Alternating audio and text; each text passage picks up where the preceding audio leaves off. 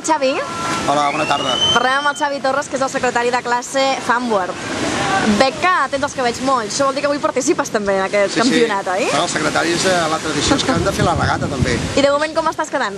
Bueno, hem passat màniga, n'he passat una altra i segurament estarà a la final de perdedors, que ja està força bé, de 32. Sobre quina hora creus que finalitzarà? Bueno, nosaltres aprofitem fins que el vent ens doni marge. El que sí que farem és no fer sortides abans d'una hora de posta del sol. Vol dir que fins a les 7, les 8, si hi ha vent, estarem aquí.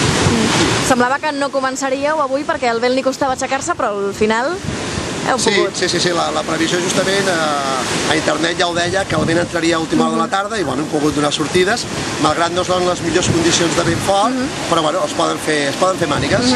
I què ens pots dir respecte a la classe funboard? Com està millorant, com està prosperant? Bueno, vam començar fa uns 5 o 6 anys enrere aquí a Catalunya i mica en mica hem anat aconseguint cada vegada aglutinar tota la gent del windsurf i bueno, bàsicament vol dir que és una de les classes que força activa dins de la vela. Tant més punt que tenim una regata de Campionat d'Espanya aquí al Bétolo, tenim 32 inscrits, tenim inclús inscrits de la classe Tecno 293 que tenen ganes de començar a provar aquesta modalitat del windsurf i bueno, n'estem bastant satisfets. De quines localitats provenen els participants? A veure, tenim participants de la zona d'Andalusia, justament de Tarifa, de Càdiz, tenim gent també que ha vingut de Melilla i la resta són d'aquí de la zona de Catalunya.